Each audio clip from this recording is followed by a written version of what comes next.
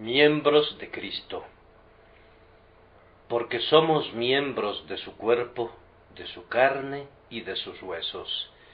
Efesios 5:30.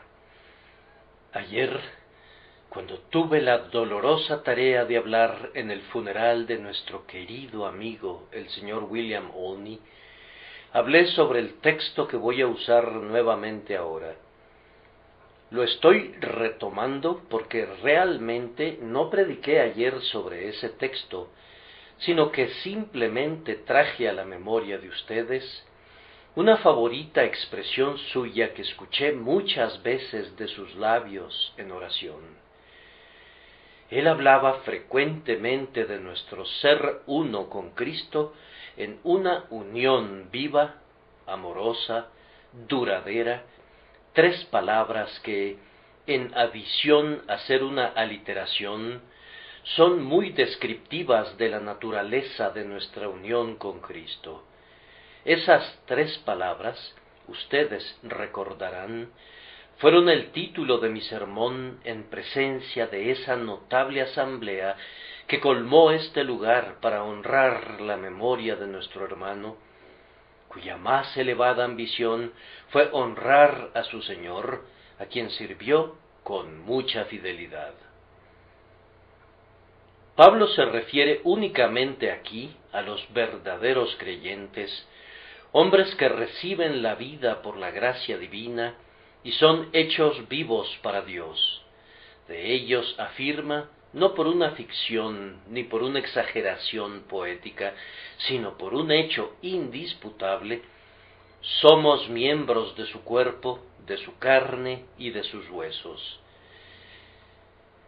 Que existe una verdadera unión entre Cristo y su pueblo no es una ficción, ni el sueño de una imaginación calenturienta.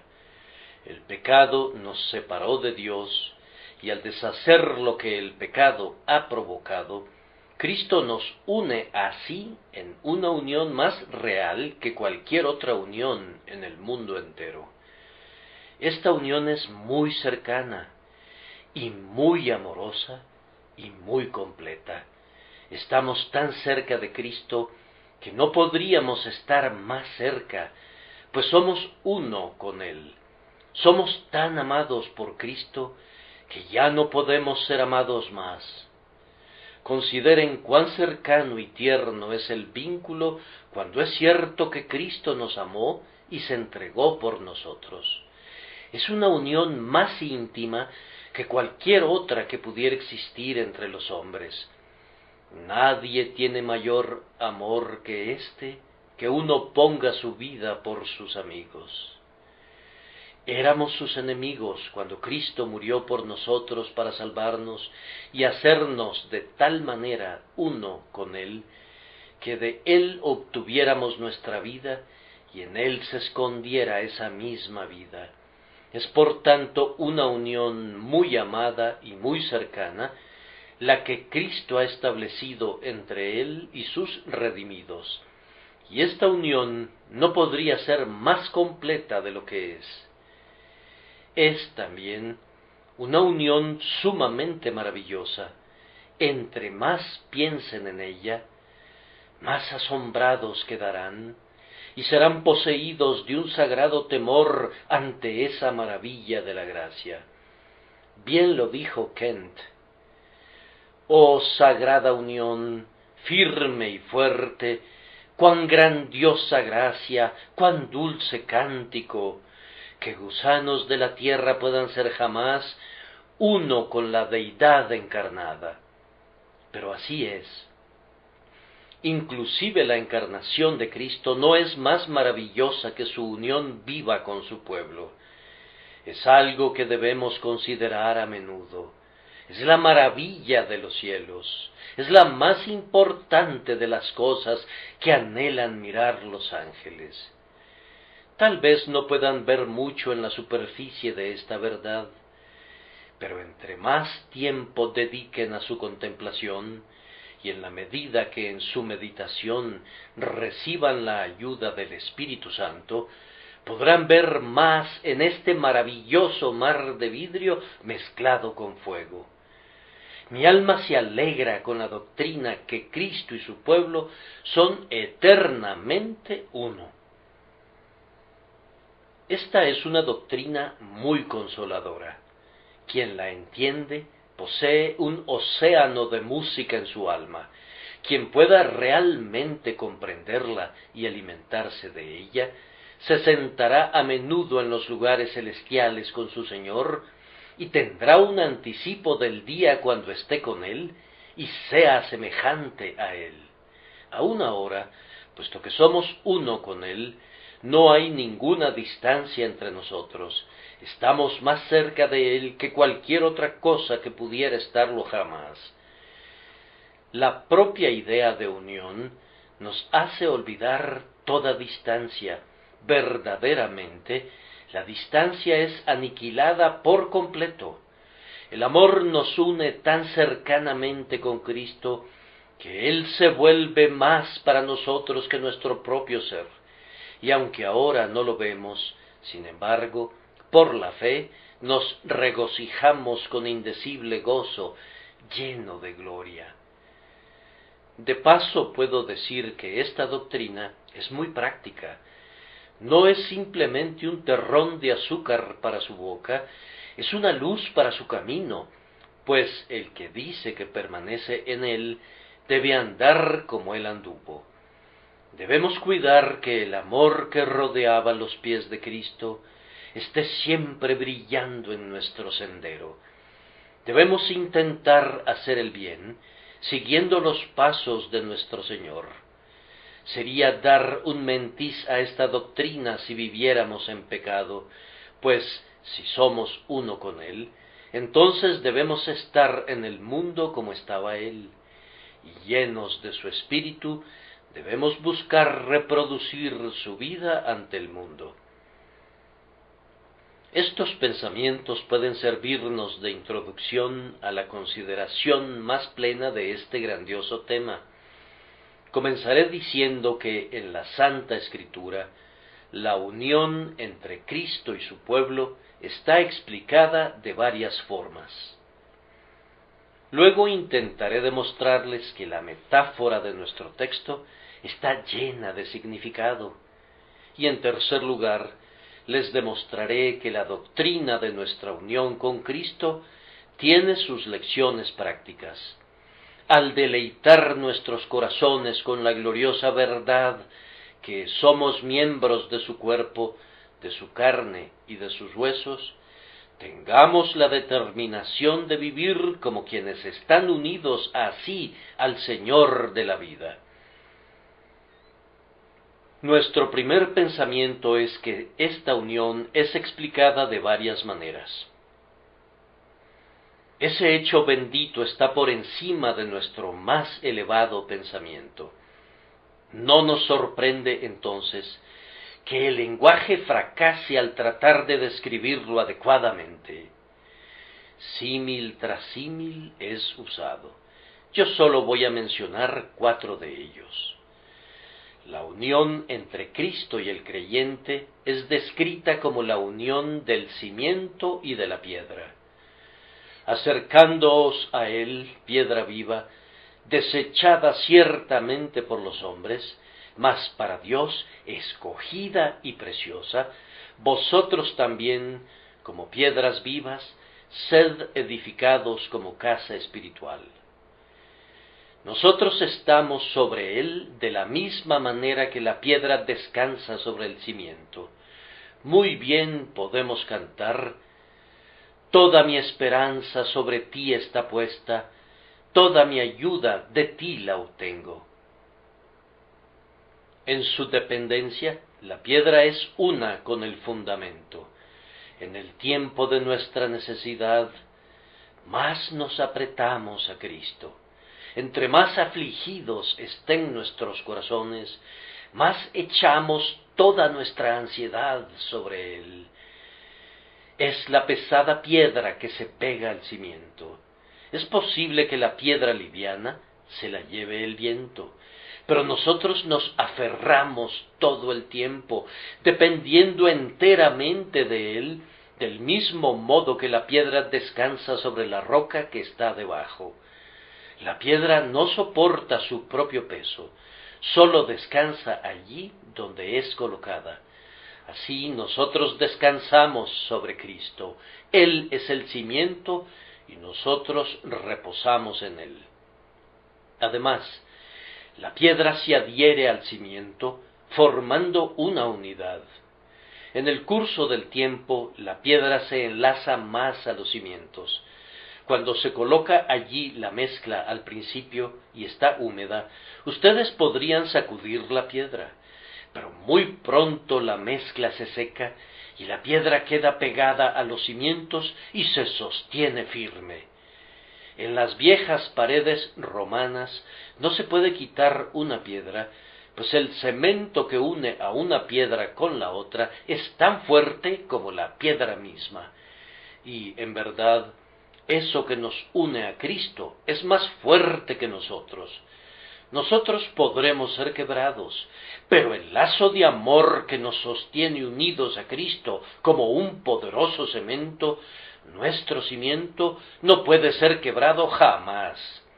En realidad nos hemos vuelto uno con Él, como a menudo he visto piedras en las paredes de algún viejo castillo que se convierten en una con las demás. No podrías separarlas. Estaban formando un solo elemento con la pared y habría sido necesario hacer pedazos la pared antes de que pudieran separar unas piedras de las otras. De la misma manera, nosotros, por la gracia de Dios, nos hemos vuelto uno con Cristo experimental e indisolublemente. El curso de los años nos ha ligado aún más fuertemente a Él. También, en su diseño, la piedra es una con los cimientos. Cuando el arquitecto colocó la piedra, estaba siguiendo su plan. Él diseñó los cimientos y pensó en cada elemento. Y la piedra es esencial a la pared, así como los cimientos son esenciales a la piedra. De la misma manera, nosotros somos uno con Cristo en el designio de Dios. Decimos con reverencia que el propósito de Dios comprende no solamente a Cristo, sino a toda la compañía de sus elegidos, y sin su pueblo escogido, el diseño de Jehová no podría cumplirse jamás. Él está construyendo un templo para su alabanza, pero un templo no puede ser solo cimientos. Cada piedra en la pared es necesaria. En el propósito divino es necesario que una sea una piedra viva y es necesario que otra sea otra piedra viva. Los más débiles y los más humildes miembros del pueblo del Señor son tan necesarios como los más nobles y los más hermosos, aunque ciertamente ninguno de los miembros es digno de alabanza mientras no haya sido incorporado a la pared. Quien eligió a Cristo, eligió a todo su pueblo. Él dispuso que fueran construidos juntos y en él todo el edificio, bien coordinado, va creciendo para ser un templo santo en el Señor. Oh, me gusta pensar que cada uno de nosotros, independientemente de cuán insignificantes seamos, somos ladrillos o piedras en ese grandioso templo de gracia todopoderosa. Tal vez algunos miembros estén colocados donde todo el mundo pueda verlos. Otros podemos estar empotrados en la pared, donde nadie nos vea. Pero ¿qué importa? Si estamos en la pared, está bien. Donde quiera que estemos colocados, estamos unidos a Cristo, y por lo tanto, nadie tiene preeminencia sobre los demás, porque todos estamos igualmente construidos sobre un cimiento, Jesucristo nuestro Señor, en quien crecemos diariamente, acercándonos más y más a Él en experiencia, y haciéndonos cada vez más firmemente a Él por medio de la fe. El segundo aspecto que es utilizado por las Escrituras para representar nuestra unión con Cristo es el de la vid y los pámpanos. Yo soy la vid, vosotros los pámpanos, es la palabra de Cristo a sus discípulos. El símil anterior del cimiento y de la piedra no sugiere ninguna idea de vida. Por esta razón, cuando lo usó el apóstol, tuvo que hablar de Cristo como una piedra viva y también de nosotros como piedras vivas. Es una figura un poco extraña y sin embargo es estrictamente verdadera, pues ustedes y yo no tenemos más vida espiritual en nosotros que las piedras, excepto cuando un milagro nos da la vida, y entonces, aunque vivimos, estamos como piedras aparentemente inertes y sin vida, aunque realmente hemos sido revividos por una obra sobrenatural y hemos sido hechos piedras vivas. Pero la figura no parece armónica. Sin embargo, este segundo símil nos comunica la idea de vida, pues una vid no es una vid si está muerta, y sus pámpanos no son verdaderos pámpanos a menos que estén vivos. Hay una unión viva entre Cristo y su pueblo, y espero poder apelar a la experiencia de muchos de mis oyentes que saben que hay una unión viva entre ellos y Cristo. Dichoso el hombre que pueda decir, ya no vivo yo, mas vive Cristo en mí, y lo que ahora vivo en la carne, lo vivo en la fe del Hijo de Dios, el cual me amó y se entregó a sí mismo por mí. La unión es algo más que una unión de vida, es una unión de vida dependiente. El pámpano está unido de tal manera al tallo que recibe toda su savia de él. No podría vivir a menos que los jugos vivos fluyeran del tronco hacia él. Y así es nuestra vida. Cristo derrama su sangre de vida en nosotros. Perpetuamente, mientras Él exista, estará manando esa sangre hacia su pueblo. De hecho, cuando sus heridas fueron abiertas, Él sangró vida en nosotros. Y cuando su corazón fue abierto, Él cambió nuestros corazones y les dio vida, aunque alguna vez hayan sido corazones de piedra. Somos de tal manera uno con Cristo, que al principio recibimos nuestra vida de Él y continuamos recibiéndola de Él cada momento. Como consecuencia de la vida de Cristo en nosotros, crecemos. El crecimiento del pámpano es realmente el crecimiento de la vida. Es debido a que el tallo crece, que transmite su crecimiento al pámpano y lo manifiesta allí. Conforme Cristo derrama su fuerza vital en nosotros, nos hace crecer para la alabanza de la gloria de su gracia. Producir fruto es el fin último de nuestra unión con Cristo. Somos uno con Él para que podamos producir fruto para su alabanza. Queridos amigos, ¿estamos realmente haciendo eso? ¿Acaso estamos satisfechos con una unión nominal con Cristo, aunque no produzcamos fruto para su honor? Deberíamos estar muy angustiados cuando somos estériles e infructuosos. Debemos recordar que el grandioso agricultor posee un afilado cuchillo y que está escrito, todo pámpano que en mí no lleva fruto, lo quitará. Oh, que ninguno de mis oyentes pueda estar jamás en Cristo de una manera falsa, sino que todos estén en Él en una unión tan verdadera y vital, que nos conduzca a llevar fruto para su alabanza, pues entonces, aunque seamos podados, nunca seremos cortados de la vid.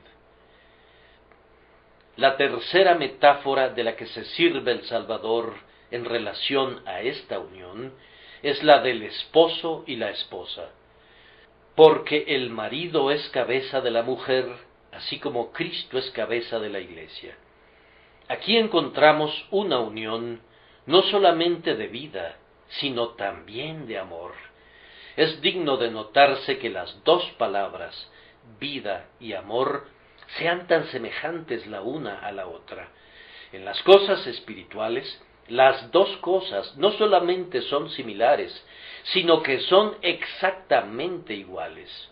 El amor es la vida, y la vida es siempre enviada primero y enviada principalmente en forma de amor. Con el verdadero esposo, su esposa es él mismo. La Escritura dice: el que ama a su mujer, a sí mismo se ama, y yo creo que Cristo considera que cuando ama a su Iglesia, a sí mismo se ama.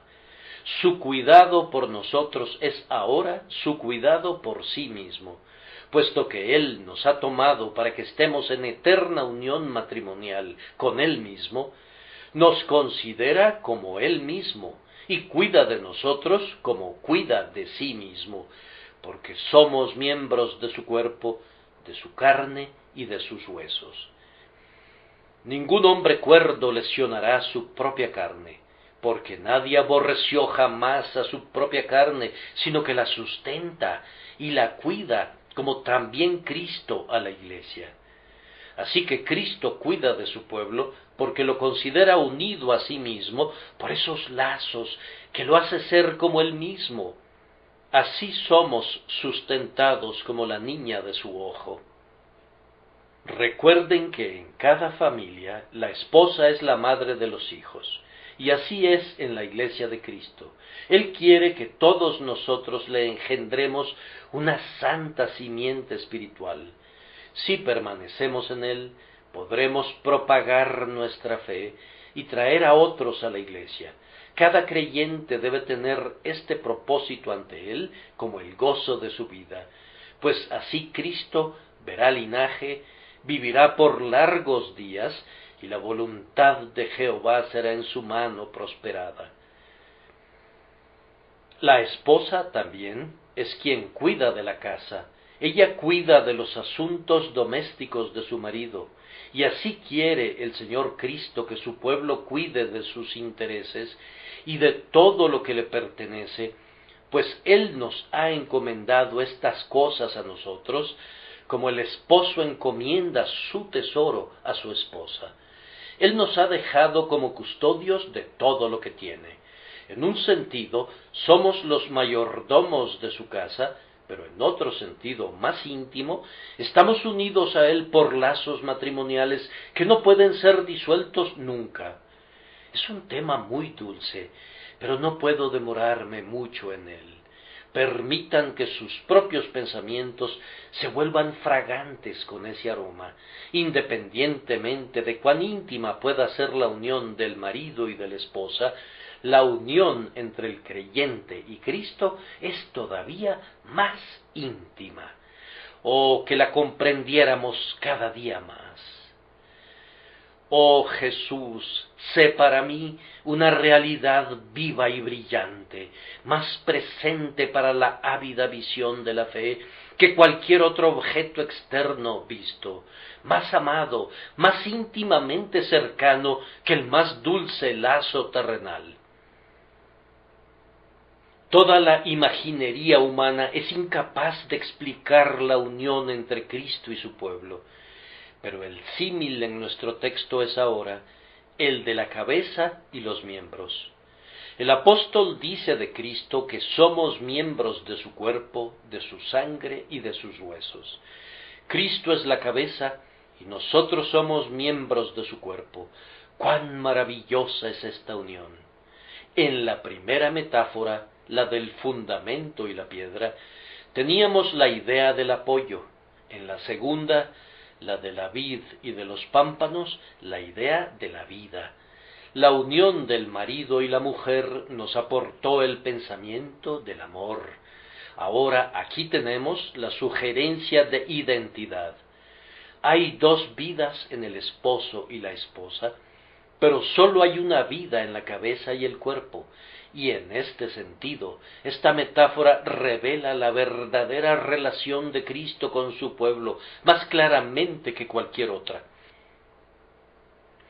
Hay una maravillosa unión entre la cabeza y los miembros del cuerpo. Es una unión de vida y una unión del cuerpo que siempre continúa. El esposo podría tener que viajar lejos de su esposa, pero no puede suceder nunca que la cabeza viaje lejos del cuerpo. Si yo llegara a oír de algún hombre cuya cabeza estaba separada del cuerpo 300 milímetros, o por lo menos media pulgada, diría que ese hombre era un muerto. Debe haber una perpetua unión entre la cabeza y los miembros, pues de lo contrario se produce la muerte. Y fíjense bien, la muerte no sólo del cuerpo, sino también de la cabeza. Cuando son divididos, se mueren. Cuán glorioso es este pensamiento cuando lo aplicamos al Señor y a su pueblo redimido. Su unión es para siempre. Morirían si fuesen separados de Él, y aun Él cesaría de ser si perdiera sus miembros, pues de alguna manera u otra están tan unidos que Él no estará sin ellos, no puede estar sin ellos, pues eso equivaldría a que la cabeza de la Iglesia estuviera separada de los miembros de su cuerpo místico. Por esa razón podemos cantar, y esto descubro, nosotros dos estamos tan unidos que Él no estaría en la gloria, dejándome atrás. Habiéndoles mostrado de esta manera estos 4 símiles, y hay otros, pero no tengo el tiempo para hablar de ellos, ahora llego al que está ante nosotros en el texto y señalo que esta metáfora está llena de significado. Somos miembros de su cuerpo, de su carne y de sus huesos. Hay 7 puntos sobre los que me gustaría llamar su atención. Hay aquí unión de vida, unión de relación y unión de servicio. Vean lo que quiero decir. La mano no estudia nunca lo que puede hacer por la cabeza, pero cuando la cabeza desea que la mano sea levantada, la mano se levanta de inmediato. Y cuando la cabeza desea que la mano baje, baja al instante. No hay deliberación ni discusión al respecto. En un cuerpo sano, la cabeza y los miembros son prácticamente uno. Si estuvieras enfermo, podría ser diferente. A veces he visto en una persona semiparalizada que la pierna se agita sin seguir la instrucción de la cabeza. He visto una mano sacudirse y temblar sin la voluntad de la cabeza. Y algunas veces, cuán a menudo me ha sucedido a mí, la cabeza ha querido que la mano pase las páginas de un libro y la mano ha sido incapaz de hacerlo. Cuando la enfermedad se apodera del sistema, de inmediato los miembros desobedecen a la cabeza, pero en un cuerpo sano basta que la cabeza quiera algo y la mano lo realiza de inmediato. ¿Acaso no notaron alguna vez, al caerse, cómo, sin pensarlo, sus manos trataron de proteger a la cabeza? Si alguien estuviese a punto de pegarles, no se quedarían deliberando, su brazo se levantaría de inmediato para proteger a la cabeza. Esta ley es también válida en la vida espiritual. Todos los verdaderos cristianos harán cualquier cosa por salvar a su cabeza. Él nos salvó, y ahora es nuestro deseo salvarlo a Él. No podemos soportar que Él sea insultado, que su evangelio sea despreciado, o que se haga cualquier cosa en contra de su sagrada dignidad. Somos de tal manera uno con nuestra gloriosa cabeza, que en el instante que alguien quiera golpearlo, nuestra mano se levanta de inmediato en su defensa. Oh, yo confío en que ustedes sepan lo que esto significa. Si alguna vez tienen que pasar por la pena de oír que el Evangelio de Cristo es predicado falsamente, o de ver a hombres cristianos profesantes que acarrean deshonra a su amado nombre, sienten de inmediato que preferirían soportar cualquier dolor o cualquier reproche antes que Cristo sea injuriado. La mano es de tal manera una con la cabeza que se esfuerza por resguardarla. Entre la cabeza y los miembros hay también una unión de sentimiento.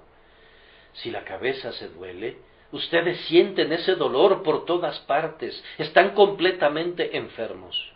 Y si su dedo se duele, la cabeza se siente mal.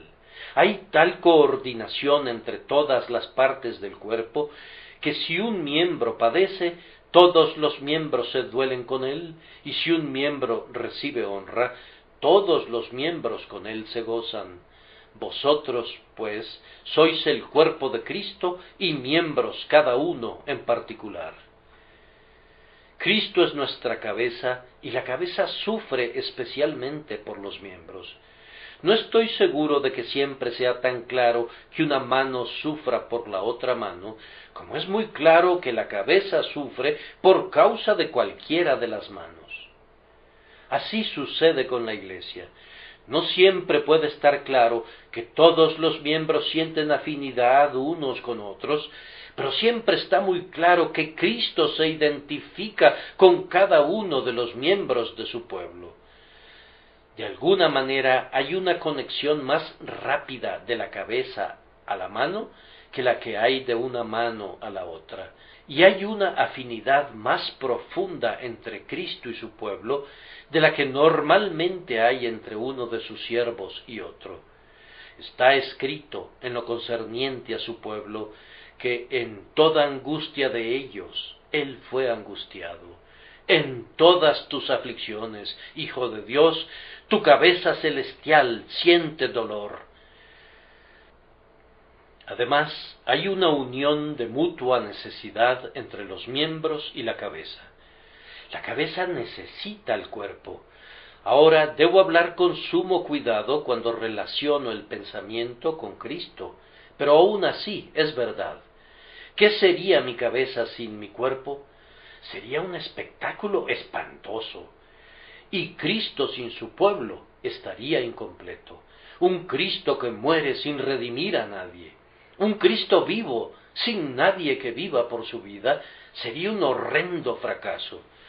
Cristo en el Calvario y las almas derrumbándose en el infierno sin que nadie sea salvo por su sangre preciosa.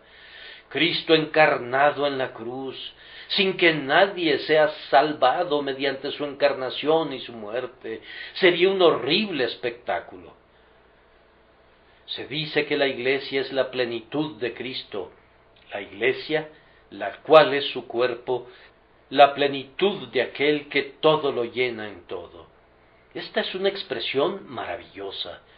Ahora, la plenitud de la cabeza es el cuerpo. Quiten el cuerpo de la cabeza, ¿y qué queda? En cuanto al cuerpo, ¿qué podría ser sin la cabeza? Si perdieran la cabeza, no tendrían ninguna velocidad de pies, ni habilidad de manos, ni fuerza de corazón. No le queda nada a la cabeza si es separada del cuerpo, y no le queda nada al cuerpo si es separado de la cabeza. Hay entre ellos una unión de mutua necesidad. Además, entre la cabeza y los miembros hay una unión de naturaleza. No voy a intentar describir la composición química de la carne humana, pero es bastante claro que mi cabeza está hecha de la misma carne que mis miembros. No hay diferencia entre la carne de la una y la carne de los otros. Así, aunque nuestra cabeza del pacto está ahora en el cielo y sus pies están en la tierra, Cristo es tan uno por naturaleza con su pueblo, que es hombre verdadero de hombre verdadero, lo mismo que es Dios verdadero de Dios verdadero. Si ustedes niegan su humanidad, no creo que mantengan por mucho tiempo su divinidad. Y si ustedes niegan su deidad, han destruido tristemente la perfección de su humanidad, pues no podría ser un hombre perfecto si actuara haciendo creer a los hombres que era Dios, cuando no lo era. Para nosotros Él es Dios hombre en una persona, a quien amamos y adoramos.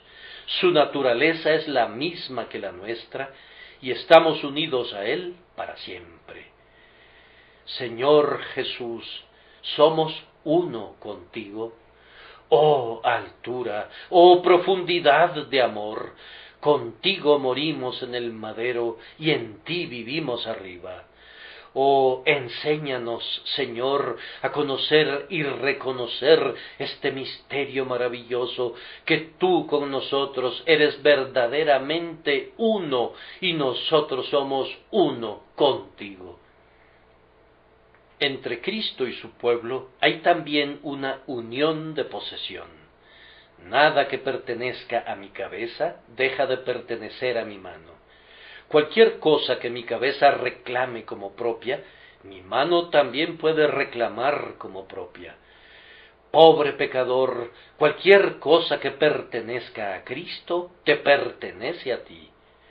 Cristo es rico, ¿cómo podría ser pobre? Su Padre es tu Padre, y su cielo es tu cielo. Eres de tal manera uno con Él, que todas las vastas posesiones de su infinita riqueza te son dadas gratuitamente. Él te otorga su tesoro, no solamente hasta la mitad de mi reino, sino el reino completo. Unido a Él, todo lo que Él tiene te pertenece. Entre el Señor y su Iglesia hay también una unión de condición presente. Cristo es muy amado por el corazón de su Padre. Este es mi Hijo amado, en quien tengo complacencia, fue la palabra que provino del cielo abierto concerniente a Cristo. Y como Dios se deleita en Cristo, también tiene complacencia en ustedes que están en Cristo. Sí, Él tiene tanta complacencia en ustedes como la tiene en Cristo, pues a ustedes los ve en Cristo y a Cristo en ustedes. Dios no establece divisiones entre ustedes y Él, a quien ha unido con ustedes. Por tanto, lo que Dios juntó, no lo separe el hombre. Ciertamente Dios no va a separar nunca eso que Él ha unido en Cristo. Ni siquiera en sus pensamientos se separan ustedes de Cristo, al suponer que no son bien amados por Dios de la manera que lo es la cabeza del pacto. Por último, hay una unión de destino futuro. Cualquier cosa que vaya a hacer Cristo, ustedes serán partícipes de todo ello. ¿Cómo pueden morir si Cristo vive? ¿Cómo puede morir el cuerpo si la cabeza vive? Si atravesamos las aguas, no pueden cubrirnos mientras no cubran a la cabeza. Mientras la cabeza de un hombre esté por encima del agua, no puede ahogarse.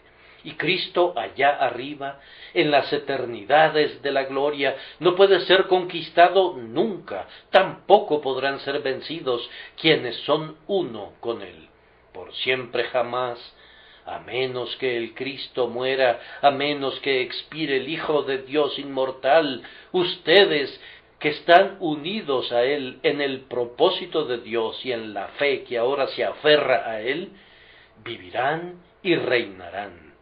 Porque yo vivo, vosotros también viviréis.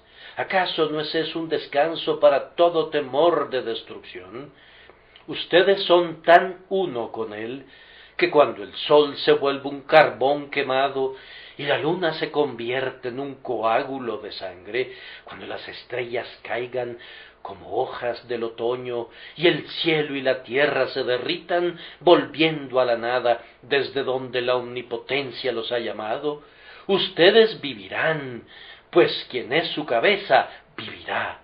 Creemos que también viviremos con Él, sabiendo que Cristo, habiendo resucitado de los muertos, ya no muere. La muerte no se enseñorea más de Él. Donde Él vaya, nosotros le seguiremos. He oído decir que cuando un ladrón logra meter su cabeza por entre las barras de la ventana, su cuerpo puede entrar con facilidad. No estoy muy seguro de ello, pero yo sé que allí donde mi Señor ha ido, sus miembros ciertamente estarán también. Yo soy el que vivo y estuve muerto, mas he aquí que vivo por los siglos de los siglos. Es una palabra que tiene el propósito de consolarlos. Guárdenla con ustedes. Somos miembros de su cuerpo, de su carne y de sus huesos, y cantemos con Doddridge, puesto que Cristo y nosotros somos uno, ¿por qué habríamos de dudar o temer? Si Él en el cielo ha fijado su trono, allí también fijará a sus miembros. Por último, y muy brevemente, esta doctrina tiene sus lecciones prácticas que voy a tratar de explicar con sencillez, de tal forma que quienes somos miembros de Cristo podamos llevar mayor gozo y gloria a nuestra cabeza de lo que lo hemos hecho hasta ahora. Para comenzar, diría que si somos verdaderamente uno con Cristo, no deberíamos tener ninguna duda al respecto. Solía ser una moda, y me temo que en algunos lugares todavía lo es, pensar que desconfiar de nuestra propia condición y dudar en lo relacionado a nuestra salvación es un tipo de virtud. Me he encontrado con buenas personas que no se atrevían a decir que eran salvas. Ellas esperaban serlo. Y me he encontrado con otros que no estaban seguros de que habían sido lavados con la sangre preciosa de Cristo. Ellos confiaban que lo eran. Este estado mental no es un crédito ni para Cristo ni para nosotros mismos. Si yo le dijera a mi hijo algo y él me dijera, Padre, espero que mantengas tu palabra, no sentiría que me estuviera tratando como debería serlo. Ciertamente, creer a Cristo sin reservas es la forma de honrarlo.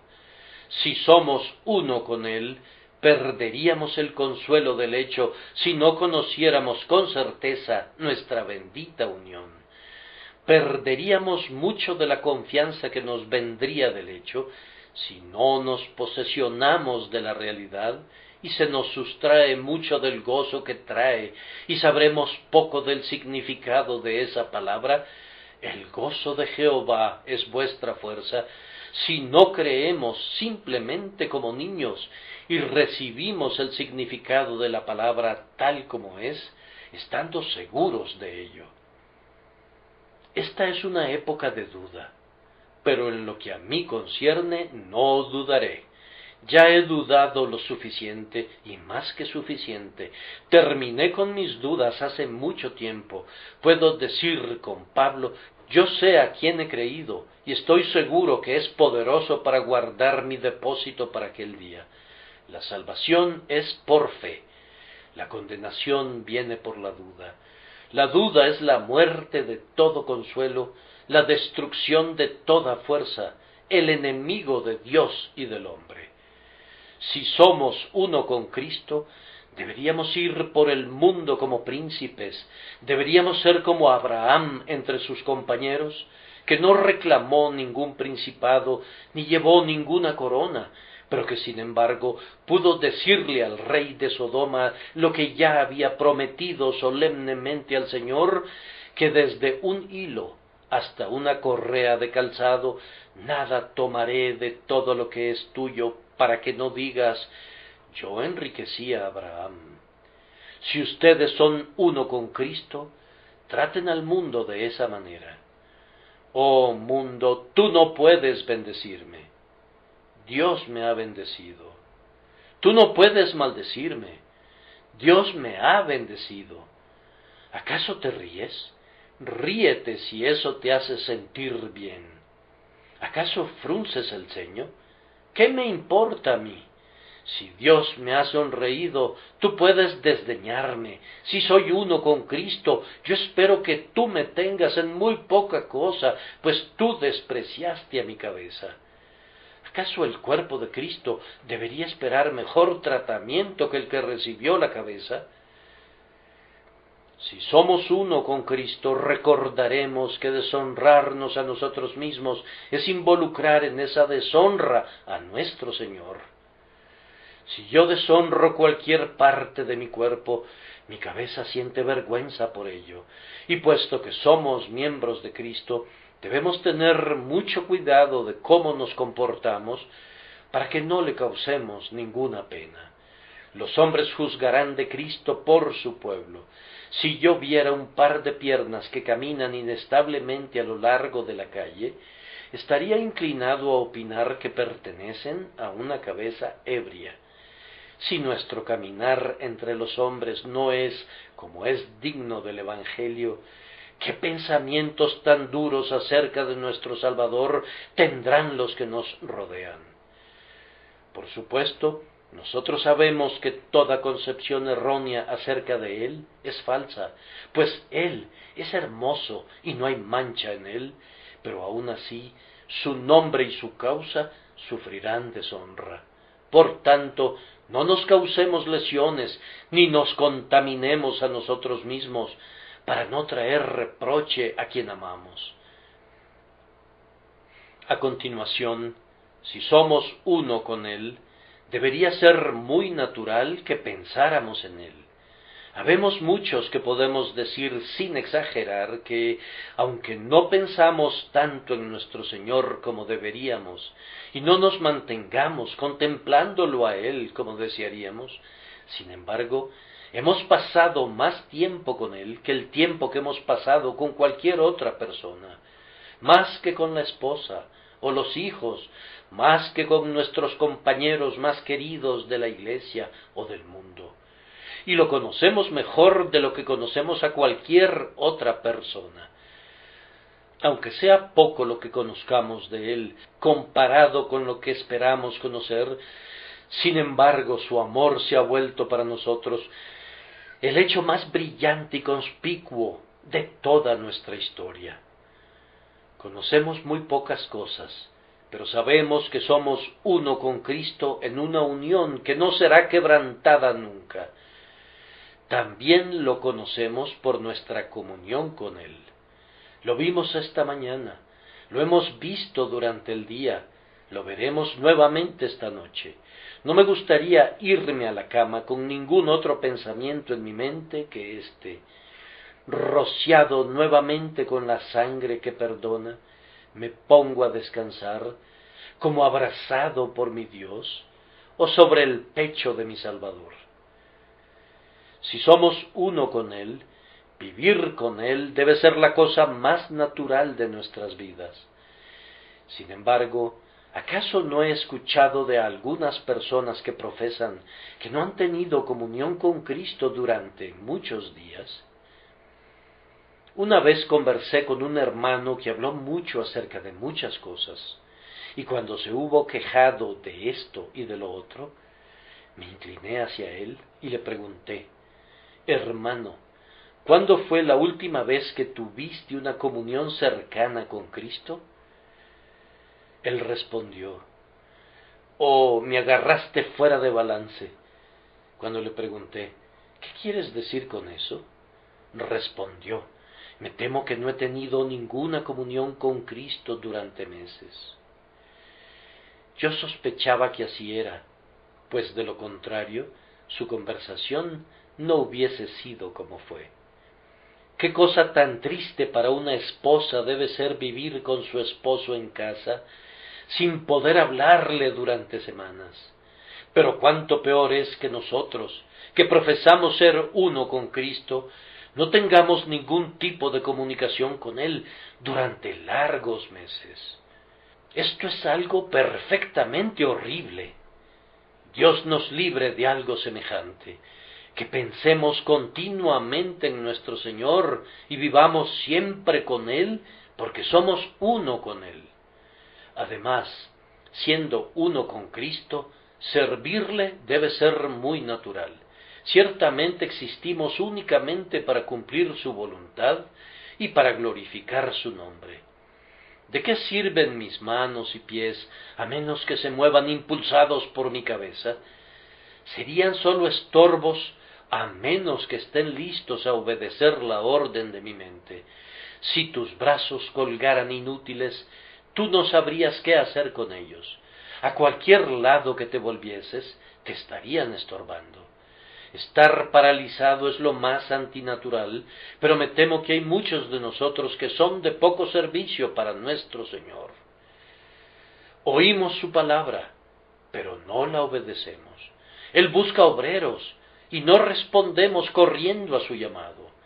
Vamos, vamos, esto no va a funcionar. Somos miembros de Cristo, y el único propósito de nuestra vida debe ser servir a nuestra cabeza. Que Dios nos ayude a hacerlo. Voy a llegar a una conclusión. Los dejo para que saquen todas las inferencias que brotan naturalmente de nuestra unión con Cristo. Nuestro cielo consiste en nuestra unión con Él. Sí, y a veces, cuando nos damos cuenta de nuestra unidad con Cristo, difícilmente podemos pensar que seremos más felices en el cielo de lo que somos ahora. Que todos ustedes participen de este gozo. Oh, ustedes pensarán que estábamos delirando si les dijéramos el indecible deleite y la bendición sin medida que la comunión con Cristo ha traído a nuestras almas. Yo deseo que todos ustedes conozcan el mismo éxtasis. No gozo nunca de nada sin desear que todo el mundo goce de lo mismo. Por tanto, cuando llego al punto de ser uno con Cristo y del deleite que conlleva, pido a Dios que todos ustedes lo conozcan también. Pero, ay, ustedes no lo conocen.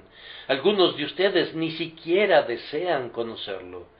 He estado hablando algo parecido al holandés para algunos de ustedes el día de hoy. No han comprendido para nada mi lenguaje.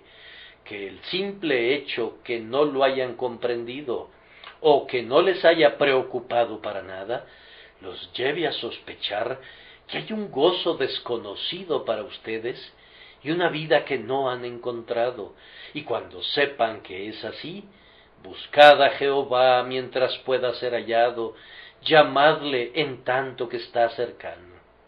Si lo buscan de todo corazón, seguramente lo encontrarán, y muy pronto ustedes también serán conducidos a una viva, amorosa y duradera unión con Cristo. Recuerden que el menor toque de fe es suficiente para salvar el alma. Esa pobre mujer que vino por detrás de Cristo en medio de la multitud, únicamente tocó el borde de su manto, y sin embargo, ese tímido roce le trajo salvación y salud. Poder salió de él a ella, y fue salva de su plaga. Si sólo pudieras tocar al Señor con el dedo de tu fe, sí, aunque fuera tu dedo meñique, tendrías bendición. Aunque tu mano esté temblorosa por la parálisis de la incredulidad, si tienes suficiente fe para tocarlo, para entrar en contacto con Él, habrás puesto en funcionamiento toda la maquinaria de la salvación. Que Dios te dé fe para que encuentres la vida eterna ahora mismo. ¿Por qué no? Si mi querido amigo estuviera aquí ahora, de quien estos paños luctuosos son un memorial, me diría: oh, diles que gusten y vean que es bueno Jehová. Dichosos los hombres que confían en Él. Ustedes saben cuánto amaba William Olney esa estrofa que cantamos ayer.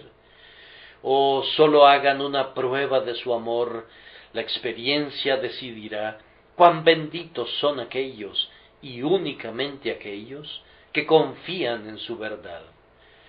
Que Dios los bendiga a todos, por Cristo nuestro Señor. Amén.